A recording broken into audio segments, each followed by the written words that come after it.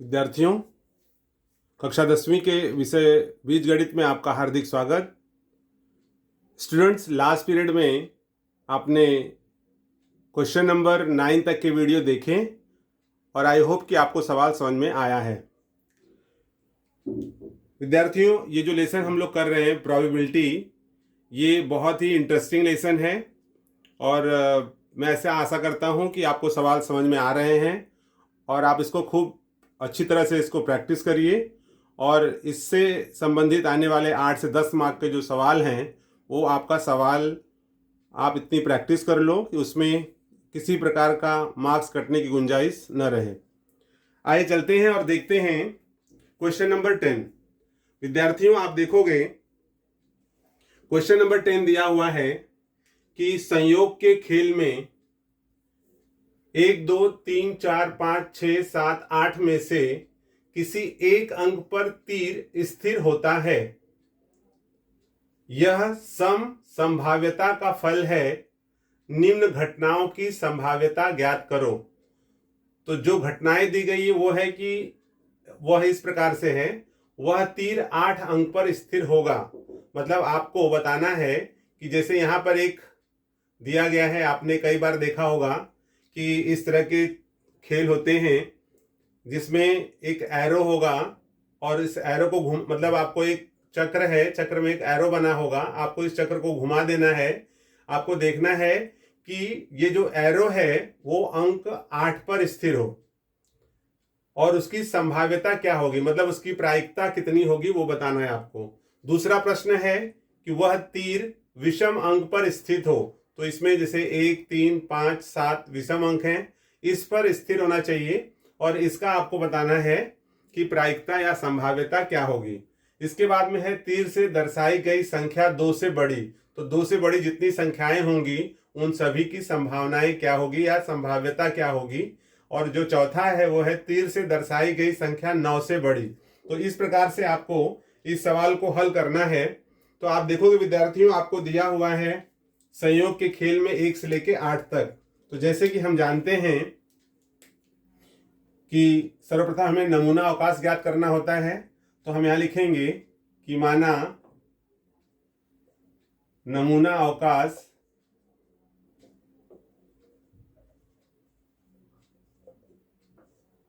S है। Therefore S equals to, अब S में क्या आ जाएगा, 1 2 3 4 5 6 7 8। Therefore number of S is equals to 8। तो विद्यार्थियों, आप देख रहे हो कि जो संयोग का खेल है उसका नमूना अवकाश हमें मिल गया है 8। अब एक एक करके हम घटनाओं पर आते हैं। आप देखेंगे पहली घटना दी हुई है, वह तीर 8 अंक पर स्थिर हो।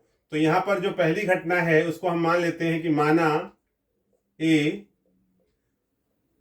तीर का अंक 8 पर स्थिर होना। Okay, therefore A equals to, अब उसे 8 पर स्थिर होना है।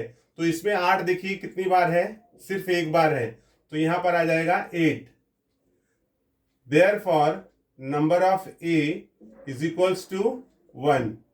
देयरफॉर अब इसका आपको निकाल लेना है प्रायिकता या संभाव्यता। तो यहां हम लिखेंगे P of A is equals to number of A upon number of S. विद्यार्थियों, ये जो लिखा हुआ है ये संभावना ज्ञात करने का सूत्र है। इज इक्वल्स टू, अब आप देख रहे हैं यहां पर नंबर ऑफ ए है 1 और नंबर ऑफ एस है 8। So 1 upon 8। Therefore P of A is equals to 1 upon 8। तो विद्यार्थियों, ये संभावना ज्ञात हो गई, वह तीर 8 अंक पर स्थिर होगा। तो इसकी संभाव्यता क्या होगी, इसकी संभाव्यता होगी 1/8। चलिए अगला सवाल देखते हैं। अगला जो इसकी घटना है वो क्या दिया हुआ है, वह तीर विषम अंक पर स्थिर होगा। तो माना बी तीर का विषम अंक पर विषम अंक पर स्थिर होना। Therefore b इक्वल्स टू, तो विद्यार्थियों आप देखो विषम अंक कौन कौन से हैं इसमें, 1, 3, 5, 7।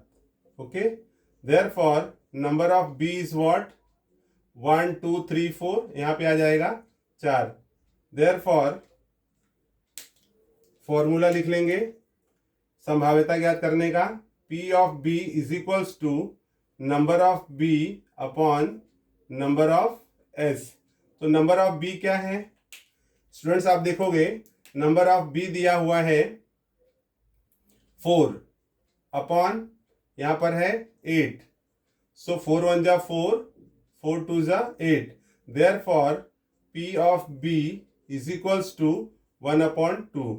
तो ये विद्यार्थियों आपको मिल गया विषम अंक स्थिर होने की संभाव्यता या प्रायिकता कितनी होगी, 1/2। अब अगला हम देखते हैं जो दिया हुआ है थर्ड। तो विद्यार्थियों आप थर्ड देखोगे, थर्ड में इसमें दिया हुआ है, थर्ड में है तीर से दर्शाई गई संख्या 2 से बड़ी। तो माना C तीर का 2 से बड़ी संख्या दर्शाना। ओके, तो विद्यार्थियों आप देखोगे कि 2 से बड़ा अंक कौन सा है, 3 है, और कौन सा 4 है, उसके आगे 5 है, 6 है, 7 है, 8 है। Okay, therefore number of C क्या हो जाएगा, 1 2 3 4 5 6। तो यहाँ पे नंबर ऑफ C हमें मिल गया 6। अब यहाँ पर इसका जो फॉर्मूला है प्रायिकता ज्ञात करने का, फॉर्मूला आपको याद हो गया होगा। प्रायिकता means probability of C is equals to number of C upon number of S। Okay, ये सूत्र है। अब इसी में आप मान रख दीजिए, नंबर ऑफ C कितना है 6 और नंबर ऑफ S कितना है 8। अगर इसको हम कट करते हैं तो क्या मिलता है, 2 3 जा 6, 2 3 6, 2 चौक 8। इसका मतलब यहाँ मिल जाएगा 3/4। So therefore P of C is equals to 3/4। विद्यार्थियों अब हम देखेंगे चौथा देखिए आपको दिया हुआ है तीर से दर्शाई गई संख्या 9 से छोटी। तो यहां हो जाएगा कि माना D तीर से दर्शाई गई संख्या 9 से छोटी। Okay, so therefore D equals to, अब 9 से छोटी कहा गया तो सारी संख्याएं हैं, तो यहां हो जाएगा 1 2 3 4 5 6 7 8। Okay, therefore number of D is equals to how much, this is 8।